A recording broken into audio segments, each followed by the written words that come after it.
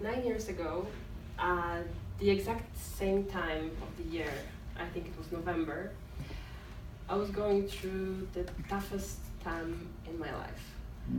I remember laying on the floor in my apartment in Warsaw, crying and not being able to stand up and just thinking that it's too much to handle. I cannot take it anymore. I want to let it go, including within my life. And everything starts when I was 16 or 16, 17. I was in high school. And we're supposed to go for this great school trip when we're supposed to integrate, which in Poland means get wasted. And obviously. And I did a great job. I got wasted so heavily and I totally blacked out. I don't remember anything from that evening. And I woke up the morning after, next to this guy. He was a graduate. I woke up half naked and fully embarrassed and fully terrified because I didn't remember what happened, but surely I didn't want it. And even though he said that, come on, nothing really happened, for me it was everything.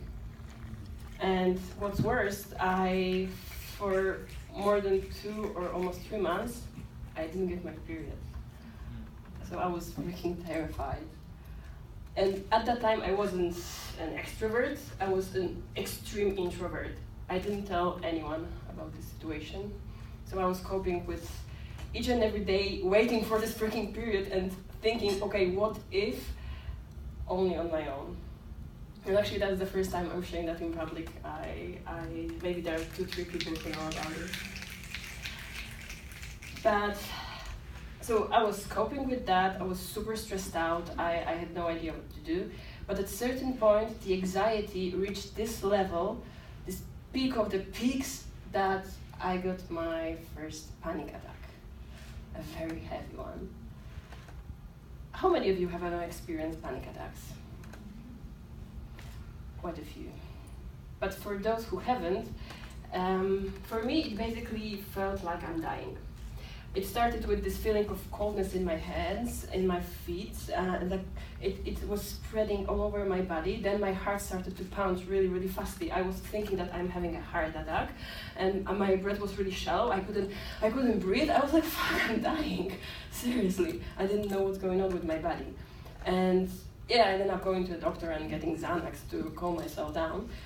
But it planted this seed of fear that it will happen again. And guess what? It happened again. Because it is like the letter in the box. But instead of the letter on the bank transfer, I was expecting this panic attack to happen. So every time I was a little bit more stressed out, I was stressed out even more because, okay, is it? Is it this moment? And it started to happen a few times a year from that moment on. But it wasn't the panic attack that was the worst. The worst was the part that I was expecting it, and I didn't know when this moment will happen. So after a few years, I think I was like 23, I was going actually through a very good period in my life. I just graduated, I got this dream job, I was working with these celebrities, I was in a relationship, like everything was going great. But I think for my body, it was also too much to handle because too many positive emotions, and I got my panic attack again. But this time I started to get it on a daily basis, few times a day, few times a night, for almost a month. Wow. And I couldn't sleep, and we know how it is when you cannot sleep. I couldn't sleep, I couldn't eat, I couldn't breathe, I couldn't go to work, I couldn't function normally, and nobody really understands what's going on. I'm like, come on, girl, pull yourself together. Yeah, I would love to, but how? If somebody hasn't gone through this stage, it's hard to understand. But still, so I was coping with that, but I rejected to go to the doctor and take all these drugs because I know how addictive they might be, and at the same time, I'm just totally against all the medicines. But at a certain point, I was so exhausted and so devastated, and I was laying on this damn floor. I was okay, I surrender, I made an appointment, I decided I'll go to the doctor, I get the prescription, I get this Xanax, I start to take it every day, probably to the rest of my life. And coincidentally, but obviously there are no coincidences, at the very same day when I had this appointment, I found this magazine. And there was an article about antidepressants. And I started to read it, and they said that, well, they don't really have that many side effects. You might be a little bit emotionally cold. Oh, and by the way, you might be a little bit sexually cold. And I was like, oh, wait a second. Like, no. I can be easily emotionally cold. Screw that, but I will not be sexually cold. At that time, I was ready into Tantra, and actually sexuality was the only thing that was keeping me alive at that time. So I was like, okay, there's gotta be other way to cope with this situation. So I started to Google it. I started to search for some help in internet, and I found this course. I think it was called Panic Away, something like that, panicaway.com. And I remember this guy telling that, guys, it's only in your mind. It's your fear. Your body is super healthy. Like nothing is wrong going on over there. You feel your heart pounding? Great! It's like a great workout. It's like, okay, I like workout. But like, keep talking. And he was like, yes, it's your fear. It's in you. You have to face the fear and you can control it. Easy to say, huh? But okay, let's try.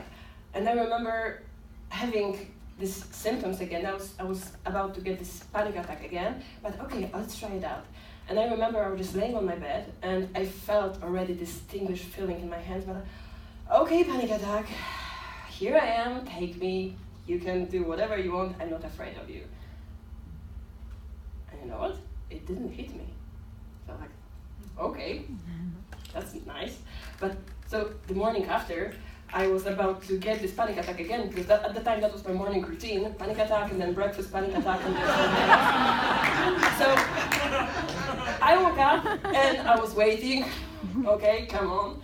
And this time, that was the same situation. I was like, okay, take me, I'm not afraid. And it didn't happen. And you know what? From that moment on, it's been already 9 years, and I've never, ever had a panic attack.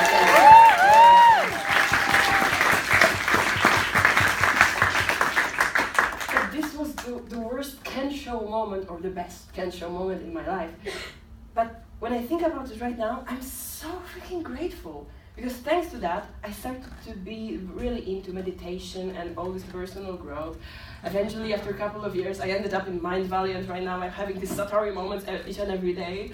And I'm really grateful. And also, I got really into Tantra even more, because sexuality saved me at that time. So right now I'm embracing it even more. So I'm so grateful, and I would love to, for all of you guys who have been sharing all these stories on the stage today, all these really tough stories. And by the way, I want to apologize to you, because I had to work a little bit today, and I missed some of the stories, but at the same time right now I feel so regretful, because I would rather sit here with you and be present, because it was so personal rather than like sorry vision. But really, I would love to be with you guys, so I promise that I will watch all the recordings, because I really want to get all of you know better after what I've heard here.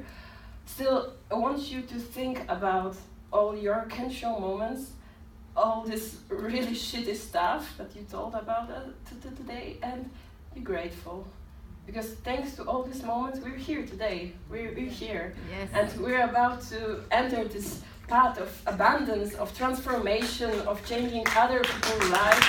And thanks to all these stories and all these moments, we're gonna do it. We will, together. And thanks to them, we became who we are, and thanks to them, we became unfuckable.